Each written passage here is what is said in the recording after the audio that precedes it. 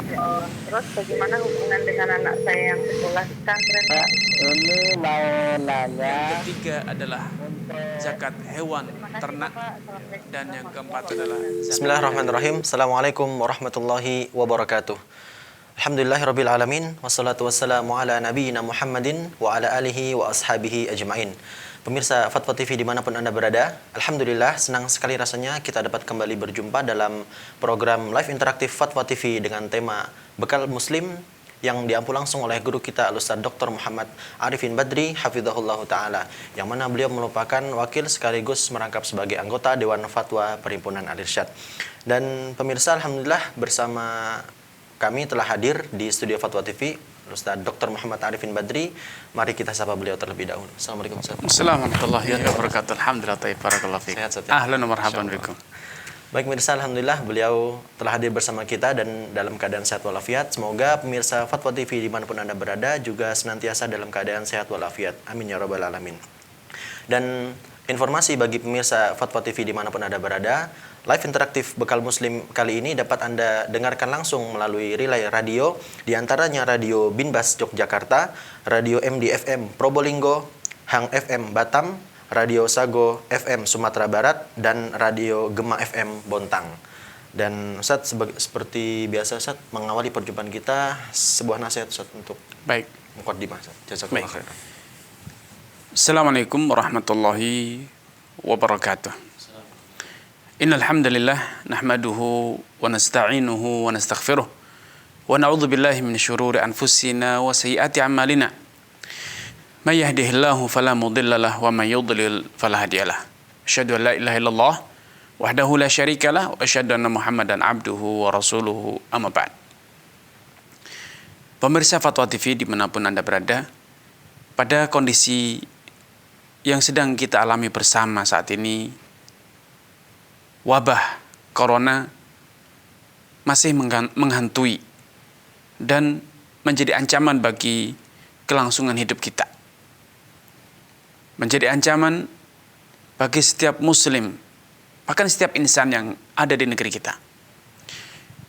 Percayalah dan yakinlah bahwa biang utama terjadinya wabah ini adalah dosa kita sendiri.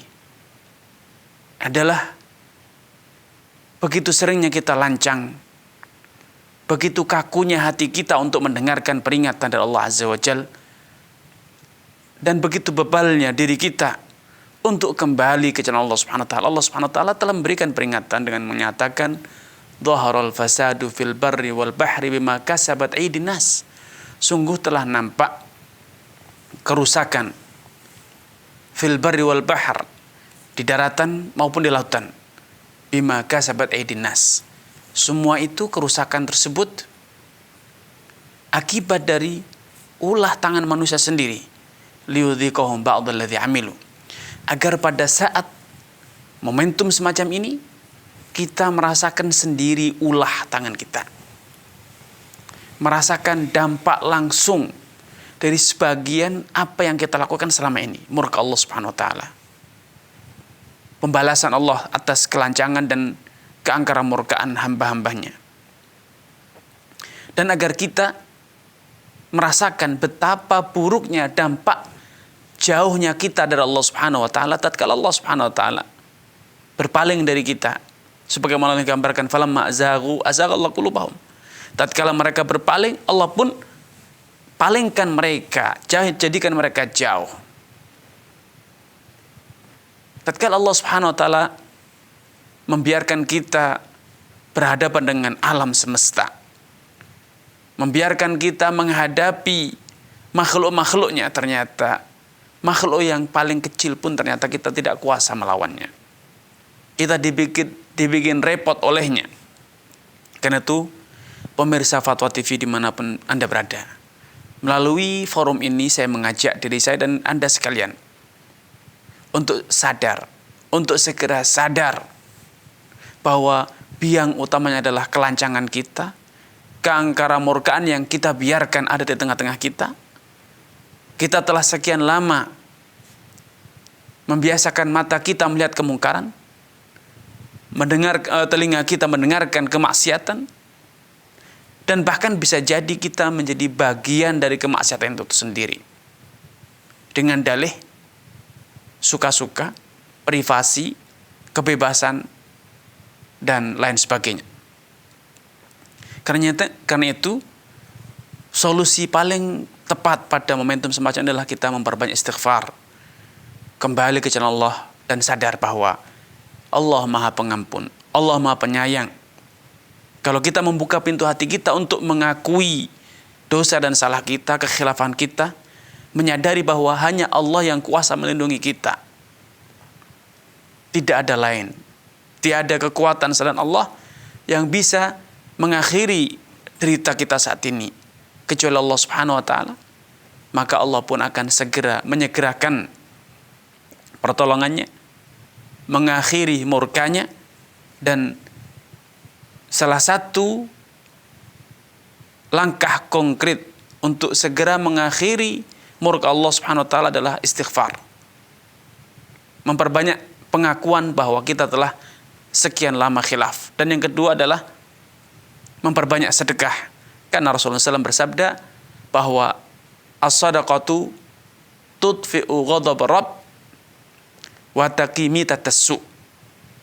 Bahwasanya sedekah itu akan memadamkan murka Allah dan membentengi kita, menyelamatkan kita dari kematian yang buruk atau su'ul khatimah atau kematian yang mengenaskan.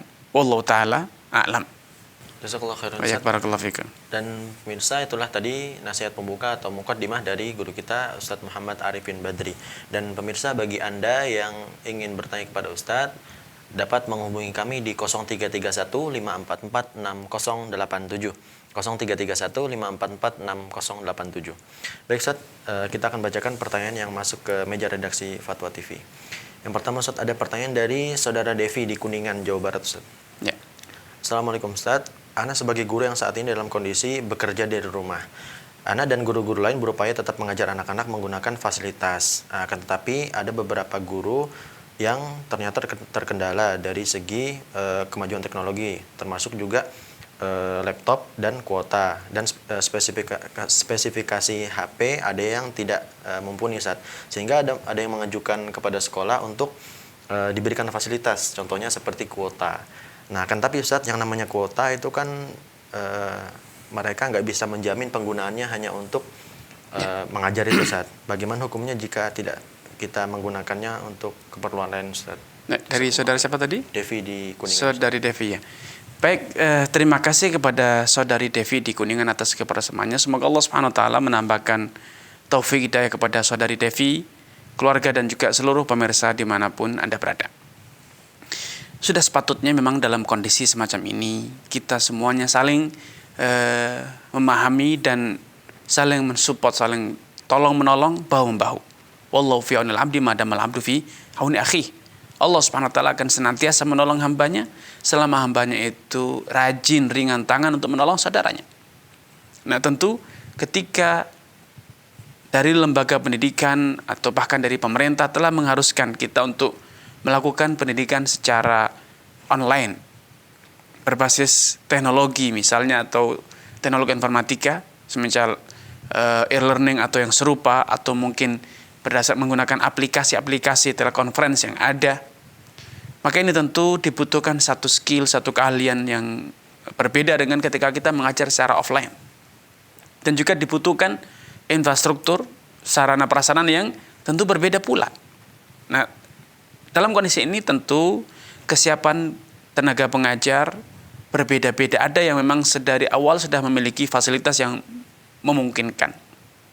Sehingga dengan adanya kebijakan ini dia tidak terbebani, bahkan sangat diuntungkan karena dia tidak harus keluar rumah. Dia bisa menjalankan tugasnya mengajar dari dalam rumah dan lebih nyaman tentunya. Tetapi ada sebagian yang ketika dia mendapatkan penugasan ini, pengajaran melalui daring ya, melalui jaringan internet atau yang lainnya, tentu dia mungkin HP-nya tidak support, laptop dia tidak punya, atau mungkin dia selama ini tidak pernah berinteraksi dengan dunia maya, sehingga dia akan terbebani dengan hal yang baru. Dia harus membeli kuota dan yang lainnya, apalagi kuotanya harus yang cukup besar ya, apalagi ketika pengajaranya menggunakan video call, cukup memakan banyak kuota. Maka dalam kondisi semacam ini, bila sekolah memberikan fasilitas, memberikan kuota atau paket data, maka itu satu hal yang baik. Adapun kemudian guru tersebut memanfaatkan untuk hal yang lainnya, maka itu semuanya kembali kepada kebijakan dari lembaga pendidikan. Dan secara tradisi ya, namanya paket data, selama dia sudah mendapatkan paket data, dia akan online, dia akan gunakan untuk WA, dia gunakan untuk komunikasi sosial, berinteraksi sosial di medsos dan yang lainnya. Selama misalnya dia mendapatkan jatah 1 bulan, misalnya data paket data senilai 100.000, maka itulah hak dia. Ketika dia menggunakannya untuk keperluan lain, selama tugas dia selama 1 bulan penuh itu dia bisa tunaikan, maka insya Allah tidak masalah. Karena pemanfaatan itu suatu hal yang sangat sulit untuk dihindari ya, pemanfaatan untuk kebutuhan lain. Yang pasti yang harus dia tunaikan adalah dia menunaikan jobnya, kewajibannya mengajar dengan fasilitas internet tanpa meminta kembali fasilitas tambahan dari lembaga pendidikannya. Sehingga ketika dia sudah memastikan bahwa tugas dia terlaksana dan dari lembaga pendidikan tidak melarang, maka insya Allah tidak mengapa. Wallahu ta'ala alam. Itu jawaban untuk saudari Devi di Kuningan, Jawa Barat. Selanjutnya Ustaz, sudah ada pertanyaan ini dari saudara kita Ikhwan Ustaz di Jawa Barat. Tapi sudah ada teleponnya masuk. Baik, kita angkat terlebih dahulu. Dahulukan telepon Ustaz ya. Baik. Assalamualaikum Fatwa TV. Waalaikumsalam. Baik, dengan Bapak siapa di mana? Dengan hamba Allah di Lombok. Hamba Allah di Lombok. Baik, silakan Bapak. Saya mau bertanya tentang nyewa nih. Tentang apa? Tentang sewa menyewa. Ya. Sewa menyewa. Ya, umpamanya kita sewa sawah 2 tahun. Ya. 25 juta. Bagaimana hukumnya? Baik. Ya, terima kasih kepada saudara kita dari Lombok atas kebersamaannya. Semoga Allah Subhanahu wa taala menambahkan taufik hidayah kepada Anda, keluarga dan juga seluruh pemirsa Fatwa TV dimanapun Anda berada. Menyewa lahan untuk kemudian dikelola, digarap atau dimanfaatkan untuk keperluan yang lain, misalnya untuk jadikan sebagai tempat penampungan atau penyimpanan barang, maka itu insya Allah secara hukumnya tidak masalah.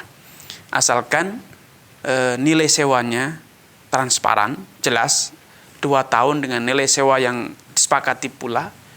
Kemudian yang kedua, yang ini perlu diklarifikasi, perlu dipastikan bahwa sewa menyewa itu bukan sebagai kedok untuk terjadinya praktek hutang piutang yang berbunga, karena sebagian masyarakat menghutangkan sejumlah dana kepada pemilik lahan dan pemilik lahan menggadaikan, menjaminkan lahannya untuk digarap, ya, untuk digarap oleh penyandang dana, pemilik dana, pihak kreditur, dengan kesepakatan hasil dari lahannya dibagi 2. Sebagian nanti diambil oleh pemilik lahan, sebagian lagi diambil oleh kreditur. Padahal pada saat jatuh tempo, pemilik lahan masih tetap harus mengembalikan dananya utuh. Ya. Di sebagian masyarakat ini dianggap sebagai akad sewa, padahal ini bukan sewa menyewa. Ini adalah utang piutang yang berbunga, karena kreditur akan mendapatkan kembali dananya utuh tanpa terkurangi. Kemudian dia masih lagi mendapatkan bagian dari hasil panen ladang tersebut. Sehingga ini adalah bisa dikatakan sebagai riba, ya. Kullu qardin jarra naf'an fa riba. Setiap piutang yang mendatangkan keuntungan maka itu adalah riba. Allah taala alam. Jazakallahu khairan Ustaz. Itu jawaban untuk saudara kita di Lombok, Nusa Tenggara Barat. Selanjutnya tadi pertanyaan yang dari Jawa Barat datang dari saudara Ikhwan. Pertanyaan Ustaz, Assalamualaikum warahmatullahi wabarakatuh. Bahwa Ustaz, sekarang banyak isu penyebaran virus COVID-19. Bisa masuk benda-benda yang dipegang, termasuk salah satunya uang cash. Nah, sedangkan saya pribadi jarang sekali menggunakan dompet virtual Ustaz, karena di sana terdapat riba yang sudah ada fatwanya. Nah, jadi pertanyaan saya, bolehkah saya menggunakan dana virtual tersebut karena terpaksa Ustaz, sebagaimana sekarang sudah ada rukhsah untuk sholat Jumat dan sholat berjamaah di rumah. Baik. Terima kasih Ustaz. Ya, terima kasih kepada saudara Ikhwan ya di Jawa Barat atas kebersamaannya. Semoga Allah SWT menambahkan taufik hidayah kepada Anda, keluarga, dan juga seluruh pemirsa Fatwa TV dimanapun Anda berada. Penggunaan dompet virtual secara prinsip tidak masalah. Muncul masalah tatkala dari perusahaan penyedia dompet virtual tersebut memberikan diskon atau harga spesial atau bebas ongkos kirim ketika Anda memiliki dana yang tersimpan di dompet virtual tersebut alias top up. Ya. Sehingga ketika Anda mendapatkan fasilitas diskon ataupun bebas ongkos kirim atau mungkin bonus perlakuan spesial dibanding ketika Anda melakukan transaksi tunai di saat Anda pesan barang, order barang, Anda transfer, maka ini adalah riba karena status dana yang tersimpan dalam top up tersebut, di dompet virtual tersebut, statusnya adalah piutang Anda atas perusahaan penyedia aplikasi tersebut. Dan kemudian ketika mereka memberikan bebas ongkos kirim, potongan harga, maka ini adalah keuntungan yang Anda dapat dari dana yang terhutang. Maka ini adalah riba. Sehingga solusinya dalam kondisi macam ini, ketika Anda khawatir untuk menggunakan uang tunai atau menerima uang tunai, Anda bisa, kalau Anda sebagai customer, Anda bisa melakukan transaksi secara tunai menggunakan mobile banking atau internet banking. Atau ketika Anda bertransaksi, Anda menggunakan layanan ATM yang ada di sekitar Anda. Tetapi ketika Anda sebagai penjual, Anda ingin meminimais pembayaran secara tunai. Anda menggunakan fasilitas yang ada, menerima pembayaran secara non tunai, maka ini tidak masalah karena Anda sebagai penjual tidak ada utang piutang di sini. Ya, tidak ada utang piutang di sini. Yang terjadi itu antara pengguna aplikasi sebagai customer dengan penyedia aplikasi yang dalam prakteknya seringkali ada perlakuan berbeda antara yang telah top up atau memiliki dana yang tersimpan dengan yang tidak memiliki dana yang tersimpan. Ketika ada perlakuan yang berbeda, inilah yang dikatakan riba. Sehingga ketika Anda menghindari penggunaan atau menghindari top up, Anda hanya ingin mendapatkan kemudahan bertransaksi, sehingga ketika transaksi Anda melakukan pembayaran secara transfer, maka itu insya Allah tidak mengapa. Wallahu ta'ala a'lam. Jazakallah khairan Ustaz. Ya, itu jawaban untuk saudara Ikhwan di Jawa Barat. Ustaz, sambil kita bacakan soal, silakan diminum dulu Ustaz. Baik. Ya, selanjutnya ini Ustaz ada pertanyaan dari saudara Rian di Prabu Mulih. Ustaz, istri Ana baru bilang kalau dia ikut arisan emas dengan niat nanti yang ditarik itu uang Ustaz, bukan emas. Karena sudah berjalan, jadi saya izinkan Ustaz. Nah, kemarin istri narik arisan, ternyata sudah dipotong biaya admin dan dicurigai uang yang diberikan seharga emas sekarang lebih kecil dari nilai uang arisan. Apakah uang itu termasuk riba Ustaz? Kalau termasuk riba, bolehkah kami pakai untuk bayar kontrakan? Tetapi Ustaz, ada telepon masuk. Baik. Kita dahulukan telepon. Oke. Ya, Assalamualaikum Fatwa TV. Waalaikumsalam warahmatullahi wabarakatuh. Baik, dengan Bapak siapa di mana? Rizal di Singkawang, Kalimantan Barat. Baik, silakan Bapak Rizal. Barakallahu fiik Ustaz. Silakan Pak. Begini Ustaz, jika anak berada di luar kota, Baik. lalu adik-adik ada nelpon, Bang, tolong baliin plastik ini 3 pak. Ya. Nanti sampai di pulang nanti sama ongkosnya. Apakah akad itu boleh dan ongkosnya itu boleh anak terima? Baik. Mohon penjelasannya. Sekon jadi kelahiran. Assalamualaikum warahmatullahi wabarakatuh. Waalaikumsalam warahmatullahi wabarakatuh. Tentang just tip nih. Baik, ya Pak Rizal di Singkawang ini pemirsa setia ini, sering masuk ya. Ya, terima kasih kepada Pak Rizal. Barakallahu fikum wa jazakumullah khairan atas kebersamaannya. Semoga Allah SWT menambahkan taufik hidayah kepada Pak Rizal, keluarga dan juga seluruh pemirsa Fatwa TV dimanapun Anda berada. Ketika kita dalam kondisi macam tadi sedang di luar kota, kemudian ada keluarga atau kawan yang minta untuk dibelikan suatu barang. Ya, tentu karena tidak ada koordinasi sebelumnya, seringkali kita harus menghutangi terlebih dahulu, nalangi dana pembelian tersebut. Maka ini adalah statusnya akad utang piutang, tolong menolong. Sehingga Anda atau Pak Rizal tidak boleh mengambil keuntungan dengan memarkup harga. Anda membeli 100.000 kemudian disampaikan kepada yang tadi bahasanya nitip. Disampaikan 130 misalnya, sehingga Anda mengambil keuntungan karena Anda tidak memiliki barang dan pembeli juga tidak melakukan pembayaran di muka. Sehingga kalau Anda mengambil keuntungan, maka ini terjadi transaksi barang tertunda, pembayaran tertunda, dan itu riba, haram hukumnya.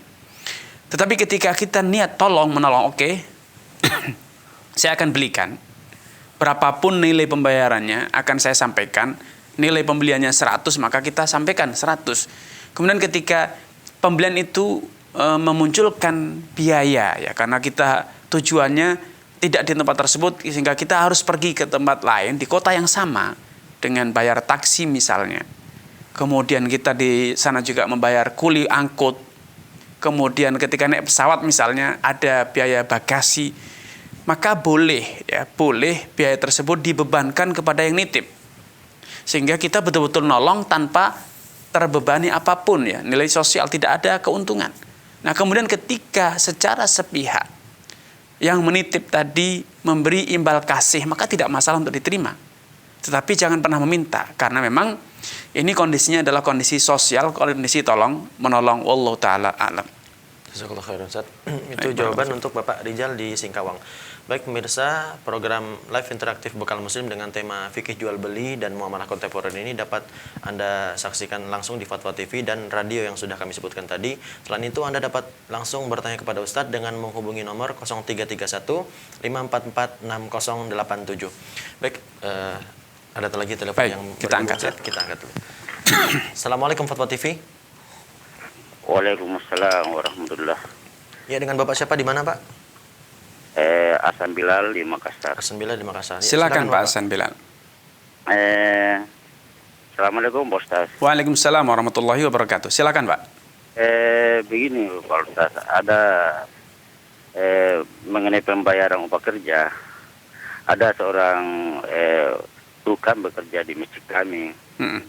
Tapi selama bekerja itu sudah berapa kali dia berapa minggu dia bekerja, tapi minggu yang terakhir dia mengambil upah, mengambil panjar uang upahnya di muka gitu. Iya, dia sudah, maksudnya dia sudah 2-3 minggu dia bekerja. Setelah 2-3 minggu itu dia kita bayar upahnya. Udah ini minggu ketiga, selama dia bekerja dia mengambil panjar lagi. Iya, selama dia mengambil panjar, besoknya dia tidak bekerja. Tidak kerja, ya. Kerja, katanya dia pulang kampung. Terus?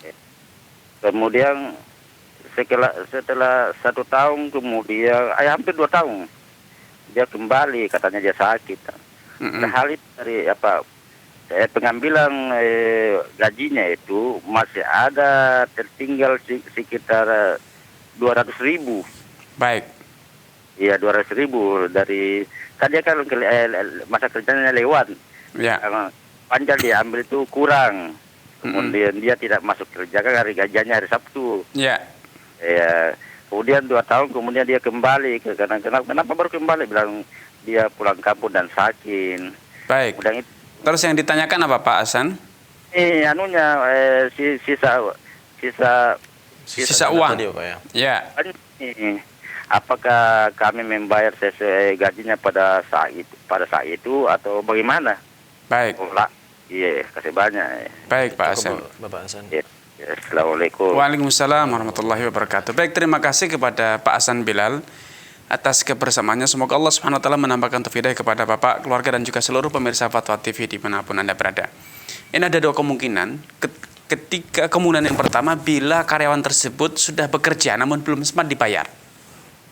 Ya, ini nampaknya yang dipertanyakan oleh Pak Hasan bahwa dia sudah terlanjur bekerja selama misalnya sepekan, belum dibayar lunas, belum diupah. Maka ketika dia datang bisa diupah, walaupun seharusnya di zaman sekarang bisa dihubungi, ya, bisa lewat telepon. Ketika ada sisa pembayaran yang belum dibayar kan harusnya segerakan dengan dihubungi, kemana kok tidak datang, sakit, maka sisa pembayaran yang belum dibayarkan segera dilunasi. Karena Rasulullah SAW bersabda, "A'tul ajira haqqahu qabla an yajifa araquh." Tunaikan upah karyawan itu sebelum keringatnya kering, sebelum keringatnya mengering. Artinya ada anjuran agar kita menyegerakan karena dia sudah bekerja. Idealnya kita juga menyegerakan upahnya. Sehingga di sini ada keterlambatan pembayaran, ini yang seharusnya merupakan kesalahan dari takmir masjid atau pengelola. Karena ketika karyawan tidak datang harusnya ada proaktif kemana dan bagaimana. Kemungkinan kedua, bila ternyata karyawan tersebut telah mendapatkan upah di muka, dia berhutang kerjaan, maka idealnya juga bagian dari takmir menanyakan kemana, karena ini hak masjid yang harus didapat ya, tidak dibiarkan diam begitu saja. Nah kalau yang terjadi ini, karyawan berhutang uang kepada masjid, harusnya dia saat ini ketika dia datang, dia segera melunasi, baik dengan melakukan pekerjaan yang dibutuhkan masjid senilai utangnya, atau dengan mengembalikan uang yang senilai yang pernah dia ambil dari dana masjid. Ini dua kondisi ya. Sehingga idealnya saya mengingatkan kepada Pak Hasan agar idealnya lain kesempatan ketika ada kondisi macam ini kita proaktif menanyakan kemana dan mengapa, sehingga hak masjid ataupun hak karyawan itu bisa segera tertunaikan. Wallahu taala alam. Ada yang tertinggal, Ustaz. Jadi yang sisa dana tadi itu kan 200.000. Nah, ditunaikan senilai 200.000 ya, atau ditunaikan senilai 200.000. Ya, walaupun mungkin sekarang nilainya sudah berbeda dengan 2 tahun yang lalu, tapi selama nilai itu masih berlaku, saat ini masih memiliki nilai, maka ya itu harus dibayarkan sejumlah itu, tidak ada lebih, tidak ada kurang. Jazakallahu khairan, Ustaz. Itu jawaban untuk Bapak Hasan Bilal di Makassar. Selanjutnya sudah ada line telepon yang menunggu. Kita sapa, Ustaz. Assalamualaikum Fatwa TV. Assalamualaikum. Waalaikumsalam warahmatullahi wabarakatuh. Ya, dengan Bapak siapa di mana, Pak? Ya, Pak Agus di Pontianak. Bapak Agus di Pontianak. Silakan, Bapak. Iya. Assalamualaikum Ustaz. Waalaikumsalam warahmatullahi wabarakatuh. Silakan Bapak. Istri saya ada usaha jual beli. Baik. Tapi dengan sistem kredit. Ya. Mas, yang saya pertanyakan, kalau misalnya mereka mau beli, barang, kemudian barang X misalnya, dan kemudian istri saya menanyakan ke tokonya harganya berapa.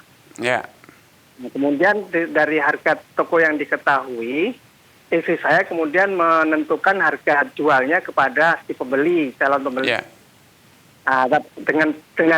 Dengan pembelian secara kredit. Nah, apakah sistem kayak begitu diizinkan, Ustaz? Baik. Istri saya sudah izin dengan toko yang menjual barang-barang itu sebagai, istilahnya sebagai agen atau sebagai pembantu dia gitu. Kalau misalnya sistem itu tidak boleh digunakan, bagaimana sistem yang paling baik, misalnya kredit pesanan? Baik, Pak Agus. Sudah cukup? Ya, terima kasih, Ustaz. Assalamualaikum warahmatullahi wabarakatuh. Waalaikumsalam warahmatullahi wabarakatuh.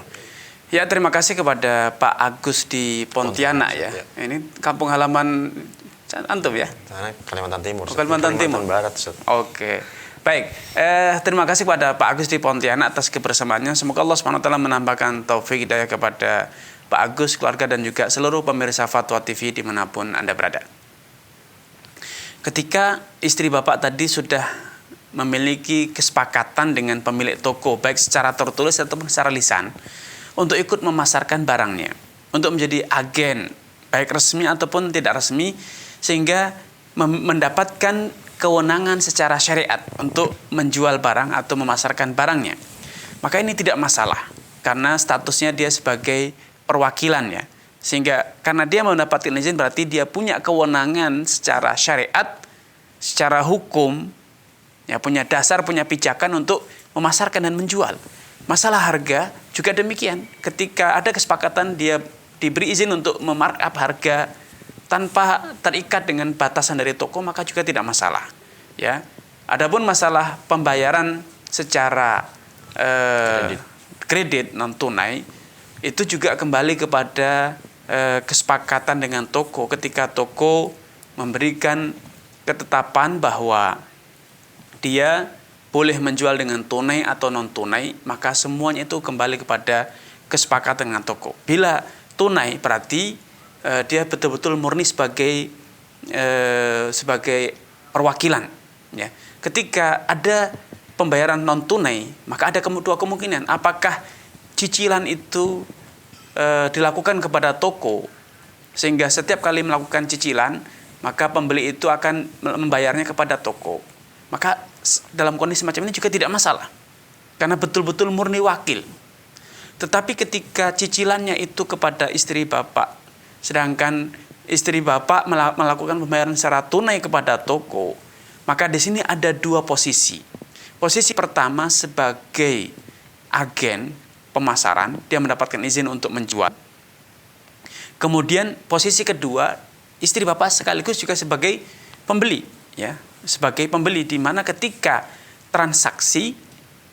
ada transaksi dengan pembeli tersebut, istri bapak terlebih dahulu membeli kepada toko, ya, baru akan selanjutnya melakukan pengiriman barang kepada si pembeli. Maka ini juga insya Allah tidak masalah, karena intinya sudah ada izin dari pemilik barang untuk melakukan penjualan. Wallahu ta'ala a'lam. Jazakallah khairan, Ustaz. Itu jawaban untuk Bapak Agus di Pontianak tadi ya. Kemudian bagi pemirsa yang ingin bertanya kepada Ustaz secara langsung, dapat menghubungi kami di 0331 544 6087, 0331 544 6087. Baik Ustaz, sudah ada lagi penelpon yang bergabung. Ya. Kita angkat. Assalamualaikum Fatwa TV. Waalaikumsalam warahmatullahi wabarakatuh. Ya, dengan Ibu siapa di mana? Iya, dengan Ibu Nenden dari Tasik. Ibu mohon maaf, volume televisinya tolong dikecilkan dulu Ibu. Iya, dengan Ibu Nenden dari Tasik. Ibu Nen? Ya. Ibu Nenden ya. Ya. Ibu Nenden. Ya, silakan Ibu. Ya. Iya, ini kan saya sewa tenda, sewa panggung. Iya. Ya, saya ini sewa tenda, sewa panggung. Maaf Ibu, tolong TV-nya dimatikan dulu atau dikecilkan. Ya. Ada feedback Ibu. Assalamualaikum. Waalaikumsalam, silakan Ibu. Ya, saya ini kan sewa tenda, sewa Baik. panggung. Kan panggung itu udah biasa dipakai elektronan. Apakah itu halal uangnya apa enggak? Ya. Terus satu lagi. Ibu menyewakan tenda ya? Iya, tenda panggung. Ya. Terus satu lagi, ini saya kan jadi bendahara TK Dinia Majelis Salim. Anak-anak itu suka ada yang nabung. Ya. Kalau mau dibagikan suka dipotong 5% itu untuk operasional sekolah, misalnya untuk bangku, buat set kelas, buat sebagian buat guru-guru. Apa boleh itu, Ustaz? Baik Ibu. Ya, pertanyaan semacam itu. Yuk. Baik. Waalaikumsalam warahmatullahi wabarakatuh. Ya, terima kasih kepada Ibu Nenden di Tasikmalaya, Jawa Barat atas kebersamaannya. Semoga Allah Subhanahu wa taala menambahkan taufik hidayah kepada Ibu, keluarga dan juga seluruh pemirsa Fatwa TV dimanapun Anda berada. Menyewakan terop atau panggung atau tenda itu hukumnya halal, kan itu jasa ya, dan tenda itu adalah hal yang mubah, halal. Bisa jadi tenda itu digunakan untuk pernikahan, untuk walimahan atau yang lainnya, maka itu halal. Namun ketika menyewakan tenda itu untuk acara-acara maksiat, konser musik misalnya, atau acara-acara yang acara-acara yang betul-betul melanggar aturan syariat, maka tidak boleh menyewakannya dan hasilnya pun haram ya. Karena sama saja kita telah tolong-menolong dalam perbuatan dosa, padahal kita sebagai seorang muslim diharamkan ya dalam Al-Qur'an, wala ta'awanu 'alal itsmi wal 'udwan. Jangan sekali-kali engkau tolong-menolong dalam perbuatan dosa dan permusuhan. Adapun pertanyaan yang kedua, ketika sekolah memberikan edukasi kepada siswa untuk menabung hidup yang bijak ya, menabung, menyisihkan sebagian dana untuk kemudian nanti di akhir tahun dikembalikan dalam jumlah yang sudah cukup banyak, ini adalah satu hal yang baik. Adapun persyaratan bahwa sekolah memotong sekian persen dari nominal dana yang terkumpul bila itu telah disampaikan di awal tahun, sehingga siswa dan wali siswa mengetahui persyaratan tersebut dan disepakati, maka insya Allah tidak mengapa. Maka insya Allah tidak mengapa. Wallahu ta'ala a'lam. Jazakallah khairan Ustaz. Itu tadi ya jawabannya cukup singkat untuk Ibu Nenden di Tasikmalaya. Lagi Ustaz, sudah ada penelpon yang masuk. Baik, kita angkat ya. Nampaknya soal yang tadi Ustaz kita pending mungkin sampai mendekati akhir-akhir Ustaz ya. Baik. Baik, silakan. Assalamualaikum Fatwa TV. Waalaikumsalam, Ustaz. Ya, silakan Ibu. Di mana Ibu? Maaf, dengan Ibu siapa di mana? Dari Ibu Rafis, Ustaz, dari Bukit Tinggi. Ya, silakan Ibu. Ya. Ustaz, saya mau nanya, Ustaz, saya kan jualan baju koko, baju-baju muslim gitu. Baik. Ustaz. Kebetulan ada customer yang belanja ke saya, jadi dia kebetulan baju yang dia beli itu, saya bilang misalnya baju koko gitu ya, saya. Baju yang dia beli itu kebetulan ukuran yang dia minta tuh kosong di sayanya gitu. Baik. Nah, jadi dia minta tolong ke sayanya buat cariin baju koko yang sama. Dia tungguin di toko saya gitu, Ustaz. Jadi saya nyari ke tempat teman, bajunya sama, mereknya juga sama gitu, Ustaz. Jadi baik. Dia kasih teman saya itu kasih harga ke saya tuh 75.000 gitu, Ustaz, kalau misalnya jual gitu kan. Jadi pas saya balik ke toko, jadi saya jual ke ibu tadi itu di harga 100.000 misalnya, Ustaz ya. Jadi yang mau saya tanyain tuh itu 25.000-nya buat saya itu halal atau gimana? Baik, ibu tadi melakukan pembayaran tunai atau tidak? Oh, ibu itu tunai, Ustaz. Tunai ketika minta dicarikan atau setelah dapat barang? Oh enggak, dia di toko saya, Ustaz. Baik. Dia berada di toko saya. Nunggu ya, setelah barang didatangkan baru dilakukan pembayaran. Iya, Ustaz, benar. Baik. Jadi saya ambil barang ke tempat teman saya, tapi saya belum bayar ke teman saya, Ustaz. Baik. Cuman dia ngasih harga aja. Baik ya, Abu Rafif. Ya, makasih ya, Ustaz. Assalamualaikum. Waalaikumsalam warahmatullahi wabarakatuh. Ya, terima kasih kepada Abu Rafif di Bukit Tinggi atas kebersamaannya. Semoga Allah Subhanahu wa taala menambahkan taufik hidayah kepada Abu Rafif, keluarga dan juga seluruh pemirsa Fatwa TV dimanapun Anda berada. Bila customer tadi atau ibu tadi yang calon pembeli menunggu di toko sampai Abu Rafif mendapatkan barang. Setelah mendapatkan barang, barulah melakukan transaksi. Ada penetapan harga. Penetapan harga itu dilakukan setelah Abu Rafif mendapatkan barang, maka insya Allah tidak masalah. Insya Allah tidak masalah ya. Tetapi ketika penetapan harga dilakukan di muka, ketika Abu Rafif sebelum mencari dan ibu tadi tidak menyerahkan uangnya, maka ini bermasalah. Kenapa? Karena uang belum dibayarkan, barang juga belum dimiliki. Ini termasuk bil kali. Namun karena tadi kasusnya adalah ibu tadi menunggu sampai Abu Rafif mendapatkan barang yang diinginkan, baru terjadi transaksi, maka insya Allah tidak mengapa. Wallahu ta'ala a'lam. Jazakallah khairan Ustaz. Itu jawaban untuk Abu Rafif di Bukit Tinggi tadi. Ustaz, sudah ada lagi penelpon yang masuk, Ustaz. Kita angkat ya. Cukup deras ini, Ustaz. Assalamualaikum Fatwa TV. Assalamualaikum. Waalaikumsalam warahmatullahi wabarakatuh. Ya, dengan Bapak siapa di mana? Pak Nur Wahid Lumajang. Pak Nur Wahid ya? Nur Wahid. Iya, di Lumajang, iya. Silakan Bapak. Ya, ini saya akan jual perhiasan emas ya. Baik, Pak. Ada pelanggan saya itu gini ceritanya. Barusan beli, tidak lama, mungkin tidak sampai 1 hari dijual lagi. Baik. Nah, itu saya tanya, ini kok sudah dijual, Pak? Nah, lain orang yang beli si A, sedang yang jual itu si B. Baik. Ini saya dapat hutang. Nah, hasil jual beli seperti itu apa diperbolehkan? Baik. Ya. Terus yang kedua masalah ini. Biasanya terjadi orang sebelum membeli perhiasan itu tanya, ruginya berapa per gram? Terus saya bilang, ini dari pasaran Pak, umumnya katakanlah 30.000 per gram dari harga pasaran. Nah ini terkadang barang 2 gram kurang 100 mili dihitung rugi sama dengan 2 gram, itu apakah boleh? Ya. Ya, baik. Assalamualaikum. Waalaikumsalam warahmatullahi wabarakatuh. Ya, terima kasih kepada Pak Nur Wahid atas kebersamaannya. Semoga Allah Subhanahu wa taala menambahkan taufik hidayah kepada Pak Nur Wahid, keluarga dan juga seluruh pemirsa Fatwa TV dimanapun Anda berada.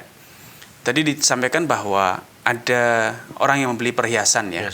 Baru sehari 2 hari sudah dijual kembali.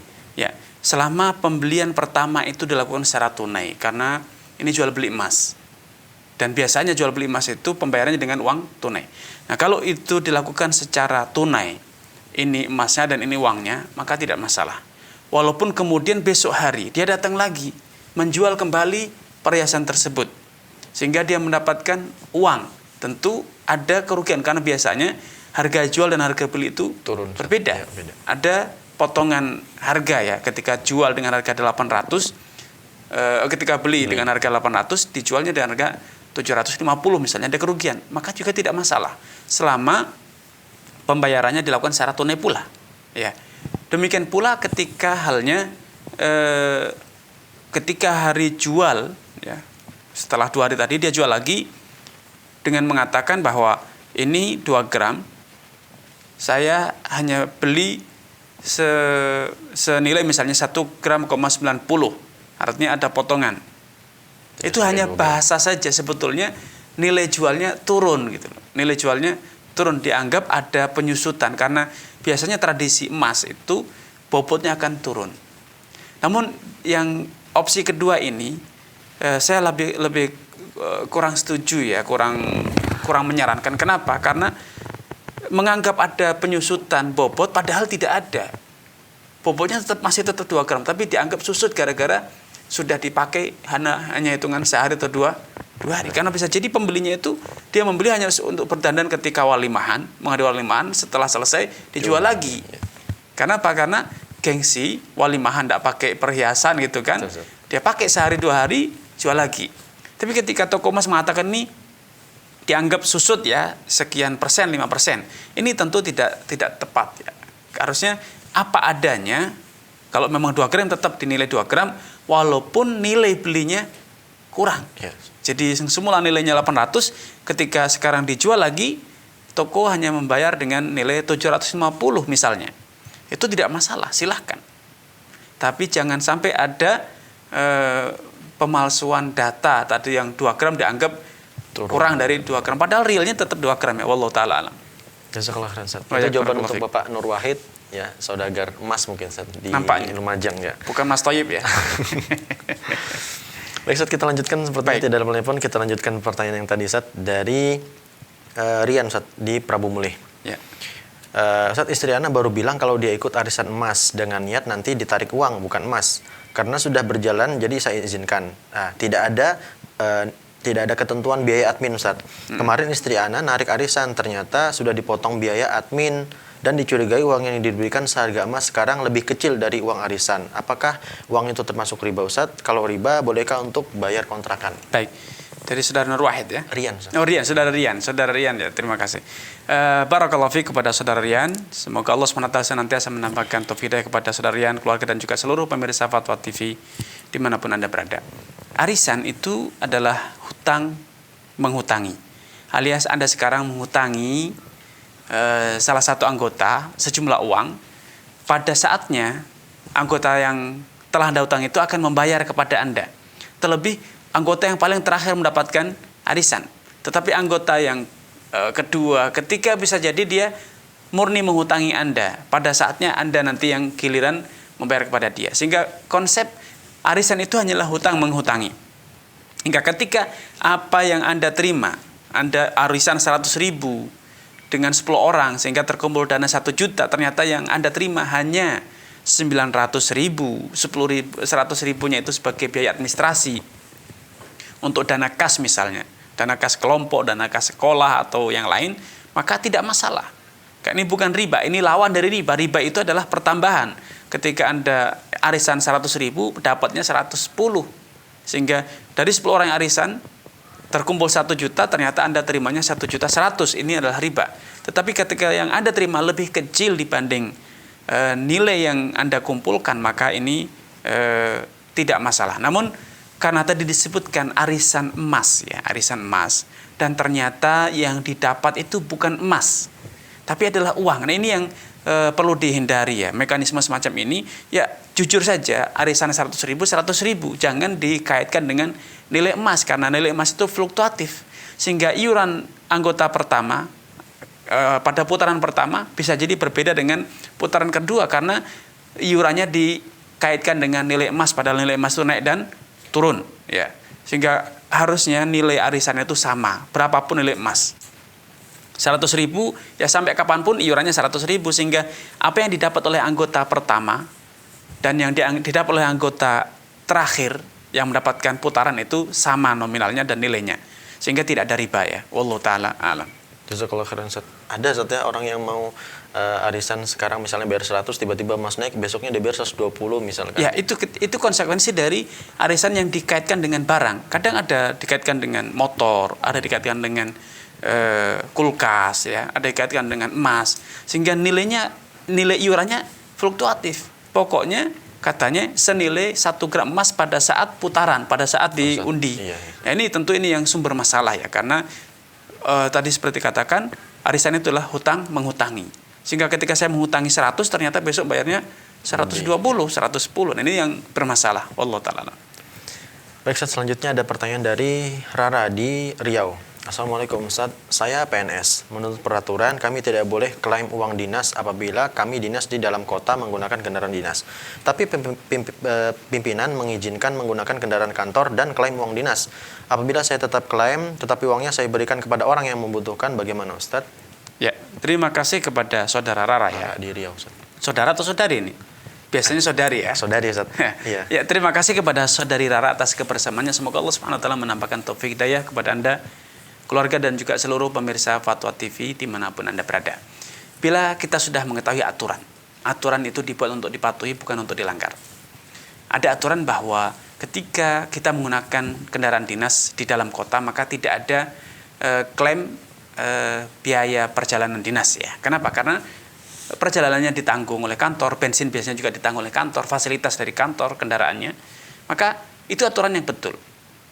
Sehingga ketika pimpinan kita mengizinkan kita untuk mengklaimkan biaya perjalanan, maka ini adalah satu manipulasi atau boleh dikatakan itulah sebuah bentuk korupsi, ya. Ini adalah sebuah konspirasi bersama untuk melakukan korupsi bersama. Ini tidak boleh, ya, walaupun diizinkan oleh pimpinan. Tetapi apa yang dikatakan pimpinan itu bukan aturan. Aturannya sudah jelas. Di dalam kota tidak boleh klaim, sehingga Anda tidak boleh mengklaimkan. Ya, Anda tidak boleh mengklaimkan. Kalau sampai mengklaimkan, itu adalah bentuk dari korupsi dan itu haram hukumnya. Dalam riwayat, dalam hadis dinyatakan bahwa orang yang ghulul, la yadkhulul jannata al-ghulul, ya. Orang yang korupsi itu tidak bisa masuk surga. Di dalam riwayat lain disebutkan bahwa al-ghalyun sabulahu rayatan, bahwa orang yang korupsi, curang dalam menjalankan tugas, itu kelak di hari kiamat akan dipancangkan bendera sebagai penanda di semua penghuni alam mahsyar bahwa dia adalah orang yang curang atau korupsi. Yang ini dipermalukan di hadapan alam. Kenapa? Karena biasanya barang korupsi itu adalah barang milik masyarakat, milik umat, milik orang banyak, bukan milik perorangan. Sehingga akibatnya dia akan dipermalukan di hadapan halayak ramai karena dia mengambil hak orang banyak, ya. Sehingga ini suatu kehinaan tersendiri di hari kiamat, di saat di alam masyarakat itu sangat butuh pada secuil saja kebaikan untuk menyelamatkan kita dari ancaman neraka. Namun ketika kita dipancangkan bendera, maka kita akan tersiksa dalam psikologi kita, betul-betul merasa terancam akan menjadi orang pertama yang merasakan siksa di alam mahsyar. Na'udzubillah. Wallahu ta'ala alam. Jazakallah khairan, Ustaz. Barakallahu fiik. Sepertinya ada satu telepon lagi, Ustaz, dan mungkin ini telepon yang terakhir karena keterbatasan waktu. Baik. Ya, kita sapa dulu. Assalamualaikum Fatwa TV. Ya. Assalamualaikum. Waalaikumsalam. Ya, dengan Bapak siapa? Pak Soeharjo di Lombok. Ya, silakan Pak Soeharjo. Iya, ini kan kita dari petani. Baik. Ingin bertanya. Assalamualaikum Pak Ustaz. Tolong televisinya dikecilkan terlebih dulu, Pak, biar tidak ada feedback, tidak ada suara mantul, Pak. Iya. Nah, saya ini mau bertanya mengenai zakat hasil pertanian. Baik. Iya. Jadi kita kan misal kita bertani, terus zakat hasil pertanian kan setiap panen, Pak, ya. Baik. Nah, itu misalnya kita ada 2 lokasi tempat bertani. Nah, hasil pertamanya itu kan misalnya kita dapat hanya 1 ton. Ya. Nah, terus yang tempat yang lainnya itu kita panen lagi, jaraknya mungkin antara 2 atau 3 minggu, misalnya kita dapatnya hanya 1/2 ton. Apa itu digabung hasilnya itu untuk dikeluarkan zakatnya apa masing-masing lokasi? Baik, Bapak. Itu Pak, terima kasih. Ya. Assalamualaikum warahmatullahi wabarakatuh. Ya, terima kasih kepada Bapak Suharjo di Lombok atas kebersamaannya. Semoga Allah Subhanahu wa taala menambahkan taufik hidayah kepada Bapak Suharjo, keluarga dan juga seluruh pemirsa Fatwa TV dimanapun Anda berada.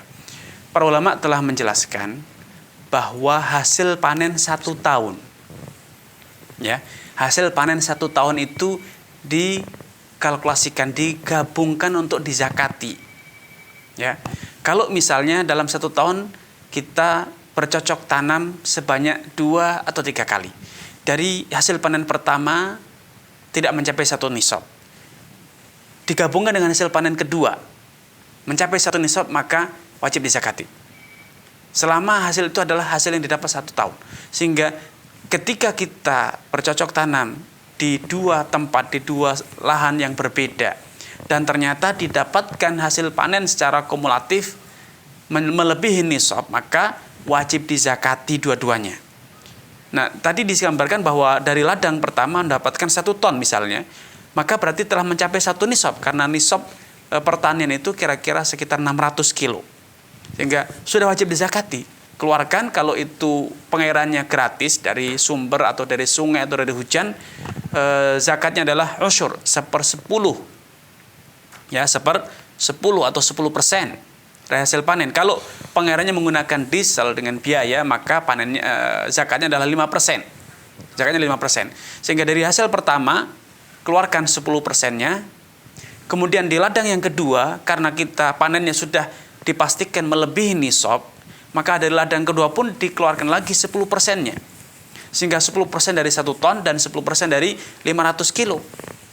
Karena kewajiban zakat itu bukan berdasarkan peta, berdasarkan lahan, tidak, tetapi berdasarkan pemilik.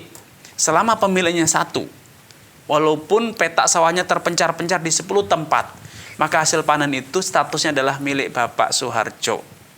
Ya, yang berkewajiban zakat bukan ladangnya, tetapi Bapak Suharjo. Sehingga kelak di hari kiamat Allah akan tanyakan bahwa Pak Suharjo memiliki panen sekian kintal dan apakah sudah dizakati, tanpa ada bedanya itu hasil dari 1 peta atau 2 peta, 1 ladang atau 2 ladang, selama statusnya adalah pemilik. Ya, ini yang harus diingat.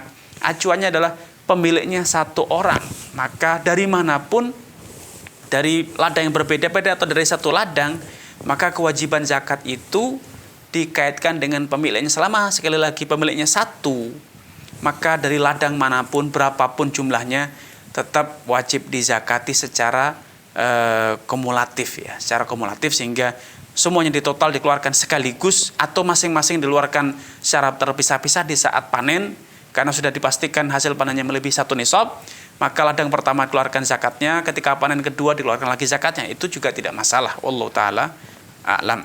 Ya, jazakallah khairan Ustaz, dan terima kasih kepada Bapak Suharjo di Lombok yang telah bergabung bersama kami di Fatwa TV. Dan Ustaz, sepertinya sudah sampai di ujung acara kita, ya. Ustaz, ya. Masya Allah, dan terima kasih Ustaz sudah meluangkan waktu pada kesempatan kali ini Ustaz. Ya. Baik pemirsa, live interaktif dapat Anda saksikan mulai dari hari Senin sampai dengan hari Jumat hanya di Fatwa TV tentunya. Dan kemudian segala sesuatu yang berhubungan dengan Dewan Fatwa Paripurna Al-Irsyad dan tentunya Fatwa TV dapat Anda akses melalui www.dewanfatwa.com. Dan pemirsa, itulah tadi live interaktif Bekal Muslim dengan tema fikih jual beli dan muamalah kontemporer. Dan kebersamaan kita cukup sampai di sini. Mohon maaf apabila ada salah-salah kata. Mewakili segenap kerabat kerja yang bertugas, kami mohon pamit. Wassalamualaikum warahmatullahi wabarakatuh.